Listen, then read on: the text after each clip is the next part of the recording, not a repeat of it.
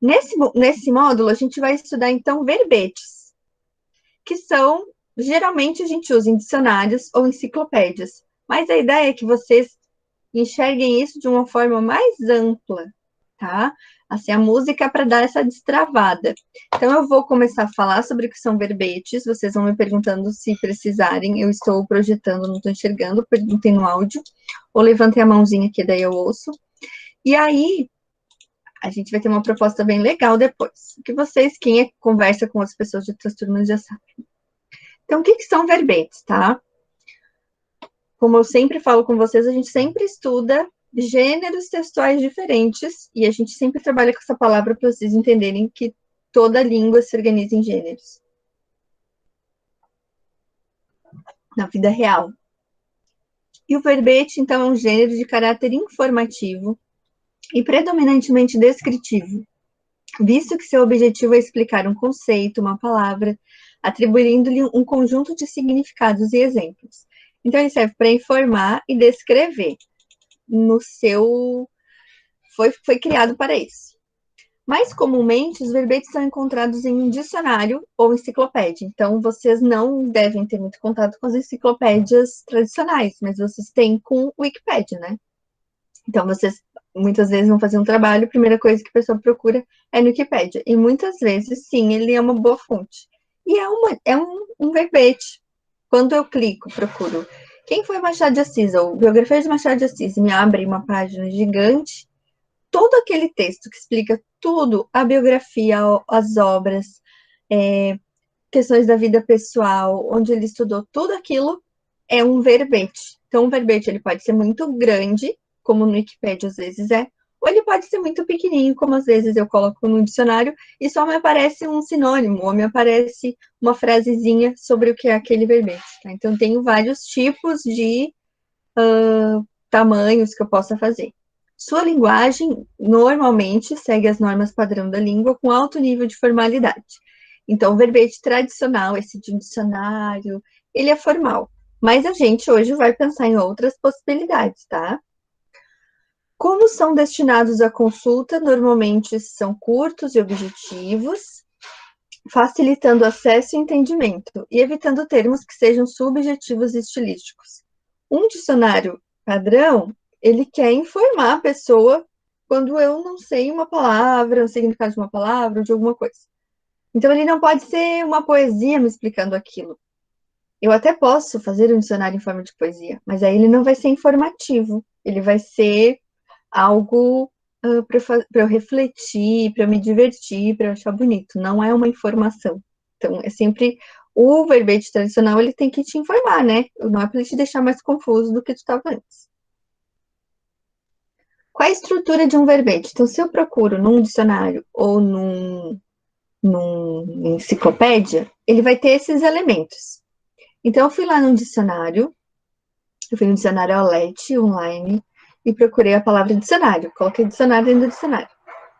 Essa palavra que eu procuro, ela pode se chamar palavra entrada, entrada ou lema. Tem esses três nomes, tá? E aí depois, cada dicionário organiza de um jeito. Pode ter aqui as definições do que é um dicionário, a classe gramatical e abreviaturas. Então, eu gosto desse Aulete porque ele é bem completo, ele traz todas essas informações. Primeira informação que ele vai trazer, então, ele traz a palavra separada em sílabas. Esse jeitinho aqui que ele está mostrando é para mostrar como é que é a entonação dessa palavra e como é que qual é a sílaba mais forte. No caso, o dicionário tem acento, mas muitas palavras não têm, mas tem a sílaba mais forte. Então, às vezes, não sei, nunca vi essa palavra, professor, eu só vi no texto, como é que eu vou saber como pronuncia? Então, o dicionário já ensina como tu deve pronunciar. Tu pode ver que a sílaba mais forte ela vai estar em negrito. Quando eu tenho uma pronúncia mais longa, eu coloco. Quando eu alongo esse som, eu boto 2 pontos. Quando esse som é mais rápido, eu ponho um ponto. Então, isso tudo se estuda dentro de fonologia, fonética, tá? Para expressar como se pronuncia uma palavra sem ter o áudio da palavra, no caso, né? Isso é muito usado para línguas estrangeiras. Depois ele tem aqui a classe gramatical. Então, o dicionário, em algum momento, né, no início, se ele for impresso, ele tem as siglas que ele utiliza. Aqui eu sei que ele é um substantivo masculino, palavra dicionário. Mas a gente não sabe, será que essa palavra é feminina ou masculina? Coloco A ou coloco O antes? Aqui ele vai mostrar. E aqui, esse tipo de dicionário, ele numera os diferentes sentidos que pode ter um dicionário. E no finalzinho, entre parênteses, ele coloca um exemplo, tá? Então, por exemplo, aqui vai ter 3 sentidos diferentes, 3 definições. Primeiro, dicionário é obra que reúne em ordem alfabética as palavras de uma língua ou termos referentes a uma matéria específica e descreve o seu significado, uso, etimologia, na mesma língua ou em outra. Exemplo, dicionário de cinema, dicionário de inglês, tá? Segundo sentido, conjunto das palavras ou termos reunidos nessa obra. E terceira, o livro ou outro suporte que contém tais informações. Então, o livro se chama dicionário, o conteúdo dele se chama dicionário, e o conjunto de palavras dentro dele também se chama dicionário, isso que ele quer explicar. Aí eu trouxe para vocês, esses são os dicionários mais tradicionais. Trouxe para vocês alguns dicionários um pouco mais que saem dessa formalidade para a gente então expandir um pouco o nosso conhecimento. O Milor Fernandes, ele era um escritor que escrevia muitos artigos em revistas, jornais, também escrevia livros, e ele era voltado para o humor, tá? Então ele fez eu juntei alguns verbetes dele. Chato. Para ele é o indivíduo que tem mais interesse em nós do que nós temos nele. A anatomia é uma coisa que os homens também têm, mas que nas mulheres fica muito melhor. História, uma coisa que não aconteceu, contada por alguém que não estava lá. Justiça, um sistema de leis legalizando a injustiça. Família, um grupo de pessoas que tem a chave da mesma casa.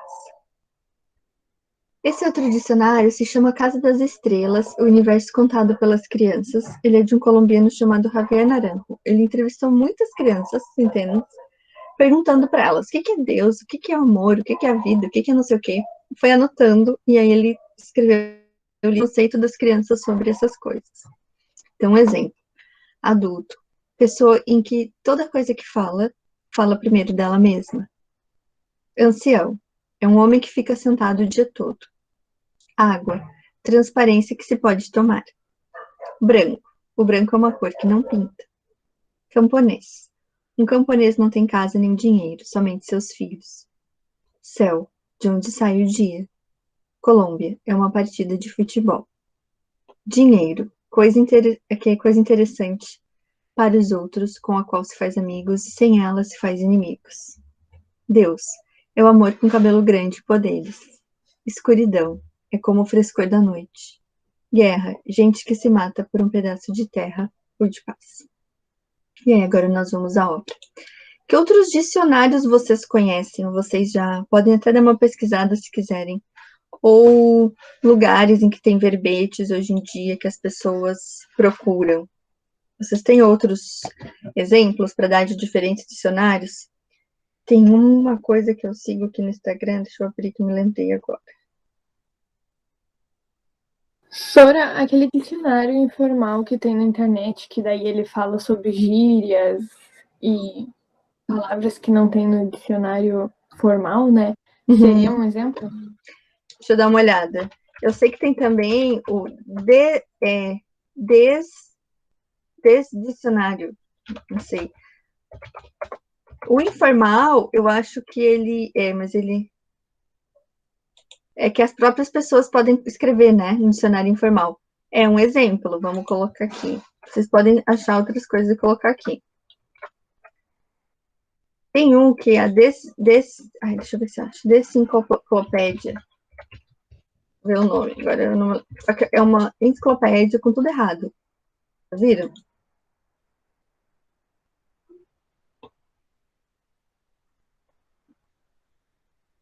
Então, a desenciclopédia, ela é livre, quer dizer que as pessoas têm coisas para avacalhar. Não é para pessoa, é para se divertir.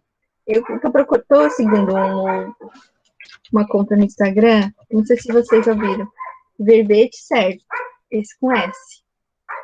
Então, ele sempre tem coisas muito que tem a ver com o que está acontecendo. Tipo assim, desarmonização facial.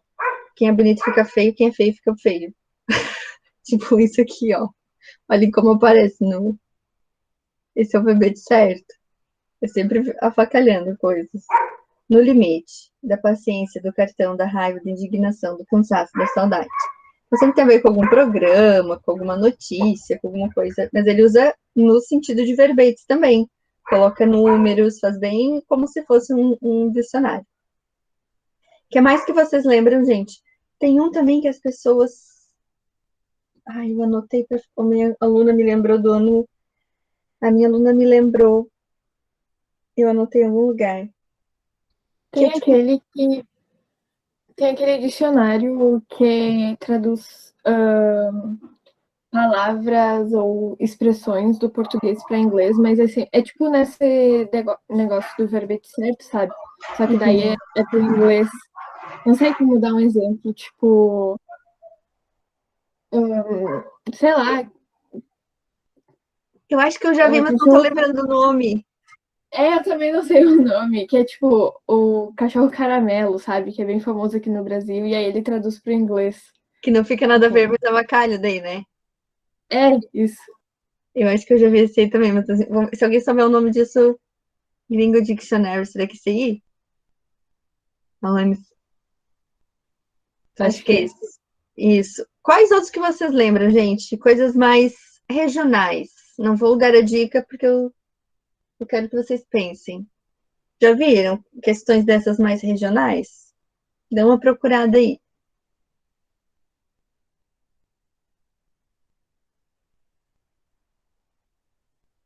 Vocês nunca ouviram falar, gente, do dicionário de Porto Alegre? Tem o dicionário de gauchês. Na verdade, tem de todas as regiões, tem, né? Mas tem o de gauchês e tem o dicionário de Porto Alegre. Esse aqui já teve muitas publicações pela editora LPM. É escrita pelo... Ai, ele foi meu professor. Quinto, não lembro mais nada. Tô com a cara... Luiz Augusto Fischer. Eu estava com a cara dele na minha mente. E teve muitos. Dicionário de Porto Alegre, vocês podem baixar algumas páginas, dá para baixar pela internet. A editora deixa baixar algumas, bem interessante. Dêem uma olhada, procurem aí o dicionário de Porto Alegre. Mas eu tenho alguns físicos. Ai, para mostrar. Eu vou fechar a câmera para vocês não verem minha calça de moletom.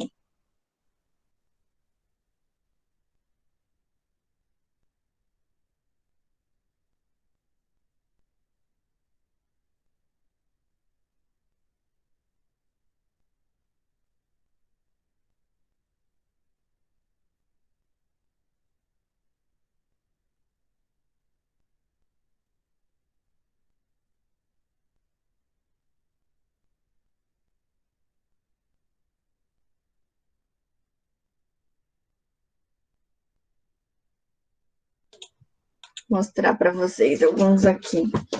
Então, assim, dicionário, vocês podem pesquisar na internet. Vai ter dicionário de todos os assuntos que possam imaginar. Sim.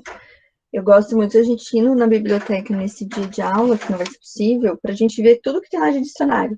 Então, tem dicionário de educação física, na nossa biblioteca tem dicionário de xadrez, dicionário de marketing, dicionário de literatura, tem dicionário de muita coisa. Então, é um bom caminho para quando vocês vão fazer um trabalho também, porque tem muita coisa lá que não vai ter na internet. Tem dicionário de biografias, dicionário de filósofos e assim por diante. Eu uso muito para aula esse aqui, que é um dicionário de gêneros textuais. Então, o que é um documentário? O que é um cyberromance? O que é uma carta? Ele vai explicar qual a estrutura desse gênero. Então, é bem legal, porque às vezes as pessoas pedem uma coisa, mas está querendo pedir outra, né? Então, aqui ele explica bem legalzinho. Esse aqui eu comprei recentemente também, é um dicionário de educação, bem grande. Então, ele vai trazer conceitos de educação, pensadores, só que é gigante. Um trabalho, um artigo de cada assunto, e no final ele tem todas as referências bibliográficas, ele é bem completo. Esse aqui eu adquiri agora recentemente pelo projeto que a gente faz de leitura fácil. que a gente... Não sei se eu já falei desse projeto para vocês. Projeto de pesquisa. Já falei? Então, eu tenho um projeto, a gente começou há alguns anos a ter essa demanda, e o ano passado a gente começou o projeto, que a gente tem muitos alunos com dificuldade de leitura. Tem tanto aluno com deficiência intelectual, com autismo, ou com outras coisas que às vezes não tem nem um nome, dislexia, algum tipo de transtorno, que a pessoa tem dificuldade, ela não consegue, assim, ler um texto muito complexo e entender. E aí a gente tenta, como que a gente faz com esses alunos, né? A gente vai trabalhar Machado de Assis. Como é que a gente vai fazer para esse aluno ler Machado de Assis? Então a gente começou a pesquisar. Eu digo a gente, sou eu e outros professores. O que existe de adaptação? E aí nós descobrimos uma técnica que tem na Europa que se chama leitura fácil. E já existe há 60 anos lá, que é uma técnica de como simplificar textos sem eles perderem o seu conceito, sem eles perderem as suas características principais, e a gente começou a estudar isso. E aí, para o projeto, eu comprei esse livro, que é um dicionário ilustrado. Então, ele já nos facilita um pouco quando a gente quer simplificar o conceito de alguma coisa.